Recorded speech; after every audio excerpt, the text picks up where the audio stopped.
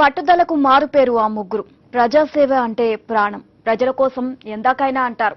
ఆ ముగ్గురి అడుగుల్లో రాజన్న కనిపిస్తారు. ఆ ముగ్గురి నవ్వుల్లో పెద్దాయన నవ్వు కనిపిస్తోంది. ఆ ముగ్గురి ప్రసంగాలు తెలుగు జాతి గుండెలను తాకుతున్నాయి. ఎవరికి వారిని ప్రశ్నించుకునేలా చేస్తున్నాయి. నవయుగ శకాన్ని తీసుకురావడానికి ప్రజా క్షేత్రంలో అలు పెరగని పోరాటం చేస్తున్నారు. అందుకే జనం మేమున్నామంటున్నారు. ఇక వైఎస్ఆర్ జనభేరి స్పెషల్ ఎడిషన్ లోకి వెళ్దాం.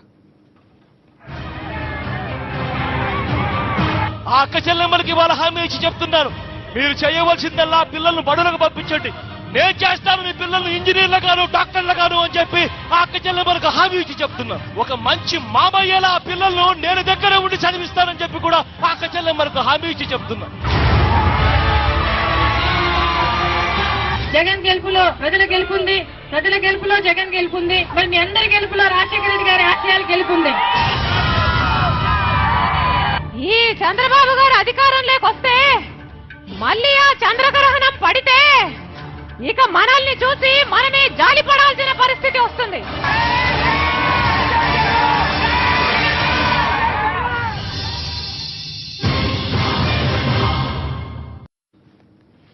సేవ చేసే ముఖ్యమంత్రిగా పేరు తెచ్చుకుంటానని విద్యార్థులకు హామీ ఇచ్చారు వైఎస్ జగన్. పెద్ద చదువులు పేదోడి హక్కుగా మారుస్తానంటూ విద్యార్థులకు తెలియజేశారు.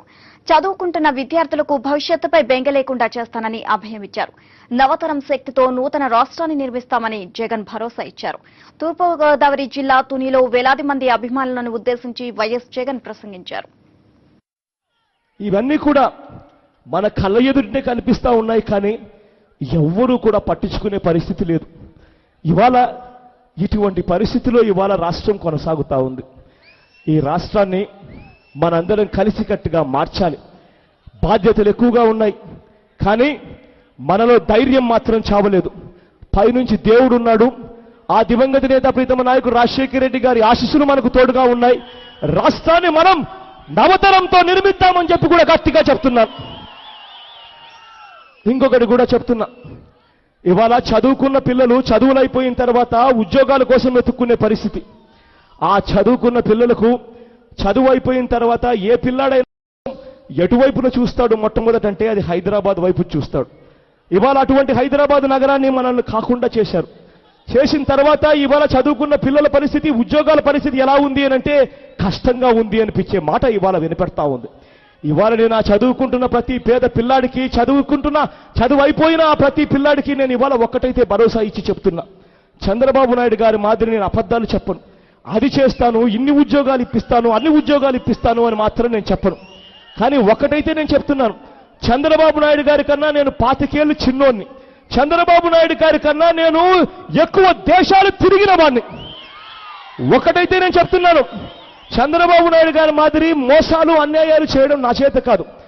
ఆ ప్రతి చదువుకున్న పిల్లాడికి నేను ఇవాళ హామీ ఇచ్చి ఒకటైతే చెప్తున్నాను, ఆ ఉద్యోగాలు నేను దగ్గర ఉండి 5 సంవత్సరాలలో పూర్తిగా ప్రయత్నం చేస్తాను అని చెప్పి మాత్రం గట్టిగా చెప్తున్నాను. ఆ చదువుకున్న పిల్లాడికి కుప్పం నుంచి శ్రీకాకుళం దాకా చేయవలసిన కార్యక్రమాలు చాలా ఉన్నాయి. కుప్పం నుంచి శ్రీకాకుళం దాకా కారిడార్లు డెవలప్ చేయాలి. అగ్రికల్చర్లో, వ్యవసాయంలో వ్యవసాయ ప్రాసెసింగ్ జోన్స్ డెవలప్ చేయాలి. ఇలా చెప్పుకుంటూ పోతే ఎలక్ట్రానిక్స్ తీసుకొని రావాలి. ఇలా చెప్పుకుంటూ పోతే మ్యానుఫ్యాక్చరింగ్ జోన్స్ తీసుకొని రావాలి. ఇలా చెప్పుకుంటూ పోతే సింగపూర్ కంటే గొప్ప నగరాన్ని కూడా మనం నిర్మించుకునే కార్యక్రమాన్ని కూడా చేయాలి. నేను ఒకటైతే చెప్తున్నాను, 10 సంవత్సరాలలో సింగపూర్ను మించిన నాయన సిటీని తయారు చేస్తానని మాత్రం గట్టిగా కూడా చెప్తున్నాను. ఆ చదువుకున్న ప్రతి పిల్లాడికి భరోసా ఇచ్చి చెప్తున్నాను.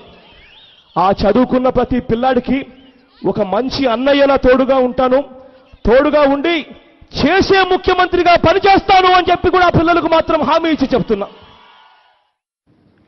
కార్పొరేట్ వైద్యాన్ని సామాన్యుడి చెంతకు చేర్చే మహోన్నత పథకానికి వైఎస్ జగన్ రూపకల్పన చేశారు.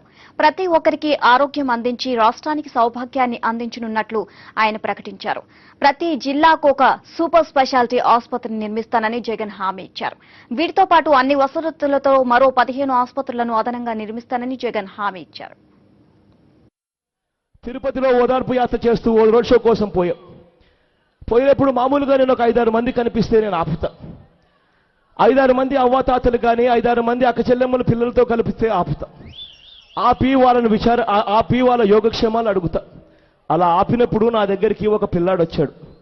ఆ పిల్లాడి వయసు 24 సంవత్సరాలు. ఆ పిల్లాడి పేరు భాస్కర్ రెడ్డి. ఆ పిల్లాడు తిరుపతిలో నా దగ్గరికి వచ్చి ఆ పిల్లాడు నాతో మాట్లాడుతూ, అన్న నాకు కిడ్నీలు ఫెయిల్ అయ్యాయన్నా అని చెప్పన్నాడు. అన్న రోజు డయాలసిస్ తీసుకుంటున్నానన్నా అని చెప్పన్నాడు. నేను అడిగాను, అమ్మ కిడ్నీలు ఫెయిల్ అయ్యాయా, డయాలసిస్ తీసుకుంటున్నావా, ఆ డయాలసిస్ మరి ఆరోగ్యశ్రీ పథకంలో ఉంది కదమ్మా అని చెప్పి నేను అడిగాను. అడిగినప్పుడు ఆ భాస్కర్ నాతో అన్నాడు, సిమ్స్లో ఉంది కదా అని చెప్పి నేను అడిగినప్పుడు అన్నాడు, అన్న సిమ్స్ హాస్పిటల్కి నేను వెళ్ళానన్నా, వెళితే అక్కడ 2 సంవత్సరాల పాటు నో వేకెన్సీ అని చెప్పి నాకు చెప్పినారన్నా అని చెప్పి ఆ పిల్లాడు నాతో అన్నాడు. ఆ పిల్లాడు నాతో ఆ మాట అన్నప్పుడు గుండె చిముక్కు అనిపించింది. నిజంగా ఆ పిల్లాడికి ఇవాళ ఆ పిల్లాడు తన సమస్యలు చెప్తూ, అన్న ఒక్కొక్క డయాలసిస్ సెషన్ తీసుకోవాలంటే నాకు 2000 రూపాయలు ఖర్చు అవుతుందన్నా, వారానికి 3 సార్లు తీసుకోవాలన్నా, ఇలా 6000 రూపాయలు పెట్టకపోతే ప్రతి వారము నేను బ్రతకలేనన్నా, నెల తిరిగేసరికి నాకు 24,000 4 వారాలు ఉంటాయన్నా 24,000 రూపాయలు ఖర్చు అవుతా ఉందన్నా, నేను ఎలా బ్రతకాలన్నా అని చెప్పి ఆ పిల్లాడు నా దగ్గరికి వచ్చినప్పుడు నిజంగా గుండె చిముక్కు అనిపించింది. ఏం జరుగుతా ఉంది స్విమ్స్లో అని చెప్పి అక్కడే అదే స్విమ్స్లో పీజీ కోర్సులు చేస్తా ఉన్నా మా బంధువుల పిల్లడు ఒక పిల్లాడిని పిలిపించా, రామ్మా వచ్చి నన్ను కలువు అని చెప్పి. ఆ పిల్లాడు అక్కడ పీజీ కోర్స్ చేస్తూ డాక్టర్ చదువులు చదువుతున్నాడు. ఆ డాక్టర్తో పాటు 4 డాక్టర్లు వచ్చారు నా దగ్గరికి వచ్చి నన్ను కలిశారు. నేను అడిగా, అమ్మా ఏం జరుగుతా ఉందమ్మా, నాకు ఇటువంటి సమాధానం వినపడతా ఉంది అని చెప్పి ఆ పిల్లల్ని అడిగా. ఆ పిల్లలు నాతో అన్నారు, అన్నా ఫెసిలిటీస్ అన్నీ మాకున్నాయన్నా, కాకపోతే మాకు డాక్టర్స్ లేవన్నా అని చెప్పి ఆ పిల్లాడు నాతో చెప్పిన మాటలు నాకు నిజంగా బాధ అనిపించింది. ఇవాళ పరిస్థితి ఏమిటి అంటే హైదరాబాద్ నగరాన్ని మన నుంచి దూరం చేశారు. ఇవాళ పరిస్థితి ఏమిటి అంటే ఏ పేదవాడికి పెద్ద గుండె ఆపరేషన్ చేయాల్సి వచ్చినా, ఏ పేదవాడికి ఏదైనా న్యూరో చేయాల్సి వచ్చినా వాళ్ళందరూ కూడా హైదరాబాద్కు వెళ్ళకపోతే ఆపరేషన్లు జరగని పరిస్థితిలో ఇవాళ మనం ఉన్నాం. నేను వాళ్ళకు హామీ ఇచ్చి చెప్తున్నా, ఈ వ్యవస్థను మార్చాలి. ప్రతి జిల్లాకు ఒక సూపర్ స్పెషాలిటీ హాస్పిటల్ తీసుకొస్తాను. అంతేకాదు హైదరాబాద్ కన్నా గొప్ప నగరాన్ని, సింగపూర్ కన్నా గొప్ప నగరాన్ని నిర్మించి అక్కడే 17 నుంచి 20 సూపర్ స్పెషాలిటీ హాస్పిటళ్లు కట్టి వీటినన్నింటినీ కూడా ఒక యూనివర్సిటీ పద్ధతిలోకి తీసుకొని వచ్చి ప్రతి డాక్టర్ను రొటేషన్ పద్ధతిలో పెట్టి ఏ జిల్లాలో ఏ అవసరం ఉన్నా ఏ ఆపరేషన్ చేయాలన్నా కూడా డాక్టర్లు అందుబాటులో ఉండేట్టుగా వ్యవస్థను మార్చుకొని తీసుకొని వస్తారు అని చెప్పి కూడా చెప్తున్నా. ఇది 6వ పని కూడా నేను చేయబోతున్నా. 9 ఏళ్ల పాలనలో రాష్ట్రాన్ని చంద్రబాబు అమ్మేశారని వైఎస్ జగన్ ఆగ్రహం వ్యక్తం చేశారు. ఎన్నికలప్పుడు మాత్రమే బాబుకు ఎన్టీఆర్ గుర్తొస్తారని జగన్ విమర్శించారు. వెన్నుపోటు పొడిచిన బాబే ఇప్పుడు ఆయన ఫోటోలకు దండ వేస్తున్నారని జగన్ ఆవేదన వ్యక్తం చేశారు. ఇవాళ ఈ మధ్య కాలంలోనే చంద్రబాబు నాయుడు గారి నోట ఎక్కువగా మనం వింటున్నాం. ఆ మాట ఏమిటి అనంటే, చంద్రబాబు నాయుడు గారు ఎక్కువగా ఒక మాట అంటున్నారు. ఆ మాట ఏమిటో తెలుసా? మన రాష్ట్రాన్ని సింగపూర్ చేస్తానని చెప్పి ఈ మధ్యకాలంలో ఎక్కువగా అంటున్నాడు. నిజంగా ఆ మాట విన్నప్పుడు నాకు నిజంగా ఈయనంత అన్యాయమైన మనిషి ఎవరు లేరనిపించింది. కారణం ఏమిటి అనంటే, ఒకవైపున రాష్ట్రాన్ని అడ్డగోలుగా విడగొట్టారు. కేంద్ర ప్రభుత్వం రాష్ట్రాన్ని అడ్డగోలుగా విడగొడితే ఇదే చంద్రబాబు నాయుడు గారు అన్యాయం జరుగుతా ఉంది అని చెప్పి ఒకవైపున మాట్లాడతాడు. మరోవైపున ఇదే చంద్రబాబు నాయుడు గారు తన ఎంపీల చేత పార్లమెంటులో విభజనకు అనుకూలంగా ఓటేసి మళ్ళా చేతులెత్తిచ్చి మేమే మొదటి ఓటు వేశామని చెప్పి కూడా అనిపించి విజయోత్సవాలు చేసుకోండి అని చెప్పి కూడా పిలుపునిస్తాడు. ఒకవైపున రాష్ట్రాన్ని అమ్మేశాడు. అమ్మేసిన తర్వాత మళ్ళీ సింగపూర్ చేస్తానని చెప్పి కూడా అంటాడు. ఇలాంటి వారిని చూసినప్పుడు నాకు ఒకటి గుర్తుకొస్తుంది. పూర్వం ఇలాంటి చంద్రబాబు నాయుడు లాంటి వాడే ఒకడున్నాడట. అతనిని చూసినప్పుడు ఈ మాట అనేవాళ్ళట. ఎలా ఉంది ఆయన వైఖరి అంటే, ఒక మనిషిని పొడి చేశాడట. పొడి చేసిన తర్వాత ఆ మనిషి ఫోటోకు కూడా నేనే దండేస్తాను అని చెప్పి పరిగెత్తుకొని వెళ్ళి దండేసేవాడట. నిజంగా చంద్రబాబు నాయుడు గారు మనిషిని పొడి చేసి ఆ తర్వాత ఆ ఫోటోకే దండేయడం అనేది తనకు కొత్త ఏమీ కాదు. కారణం ఏమిటి అనంటే, ఇదే చంద్రబాబు నాయుడు గారు ప్రజల ఒక లెక్క కాదు, సొంత కూతుర్నిచ్చిన మామ ఎన్టీ రామారావు గారినే ఏకంగా వెన్నుపోటు పొడిచేసి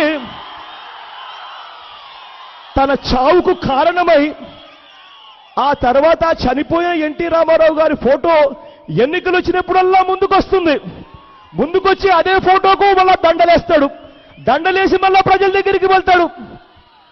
ఇదే చంద్రబాబు నాయుడు గారు ఎన్టీ రామారావు గారిని అడ్డగోలుగా పొడిచేసి అధికారం కోసం, ఆ తర్వాత అదే రామారావు గారి ఫోటోకు మళ్ళీ దండ వేసి ఎన్నికలకు పోయే మనస్తత్వం మనకేమీ కొత్త కాదు. అలాంటి వ్యక్తికి ప్రజలు ఒక లెక్కనే లెక్క కాదే కాదు. తూర్పుగోదావరి జిల్లా తుని వేదికగా చంద్రబాబు నైజాన్ని బయటపెట్టారు వైఎస్ జగన్. ఎన్నికల్లో మహిళల ఓట్ల కోసం మద్యపాన నిషేధమన్న చంద్రబాబు ఎన్నికలు ముగియగానే ఊరూరా బెల్ట్ షాపులు ఏర్పాటు చేశారని జగన్ తెలియజేశారు. బెల్ట్ షాపులపై మహిళలు ఎన్నిసార్లు ఉద్యమాలు చేసినా పట్టించుకున్న పాపన పోలేదని జగన్ విమర్శించారు. ఆ రోజులు గుర్తుకు తెచ్చుకుంటే, ఆ రోజుల్లో చంద్రబాబు నాయుడు గారు ఎన్నికలకు వెళ్లే ముందు తాను అక్క చెల్లెమ్మలను మోసం చేస్తూ ఎన్నికల్లో ఓట్లు దండుకునే దానికోసం అని చెప్పి చంద్రబాబు నాయుడు గారు మద్యపానాన్ని పూర్తిగా నిషేధిస్తాను అని చెప్పి ఆ వేళ ఎన్నికలకు వెళ్లారు. ఎన్నికలు అయిపోయిన తర్వాత ముఖ్యమంత్రిగా ప్రమాణ స్వీకారం అయిపోయిన తర్వాత ఇదే చంద్రబాబు నాయుడు గారు అక్క చెల్లెమ్మలతో ఇక నాకేం పనేముంది అని చెప్పి ఎన్నికలు ఇక లేవు, ఎన్నికలు మళ్ళీ 5 ఏళ్ల తర్వాతనే కదా అని చెప్పి ఇదే చంద్రబాబు నాయుడు గారు ఈనాడు దినపత్రికల్లో మళ్ళీ పెద్ద పెద్ద రాతలు రాయిస్తారు. ఆ రాతలు ఏమిటో తెలుసా? మద్యపానాన్ని నిషేధిస్తే రాష్ట్రమంతటా కూడా దివాలా తీస్తుంది రాష్ట్రమంతా అని చెప్పి పెద్ద పెద్ద అక్షరాలతో రాయిస్తారు. అంతే మరి. అలా రాయించిన 3వ రోజుకి ఏం జరుగుతుంది అనంటే గ్రామంలోనూ బెల్ట్ షాపులు తీసుకొచ్చిన వ్యక్తి చంద్రబాబు నాయుడు గారు కాదా అని అడుగుతున్నా.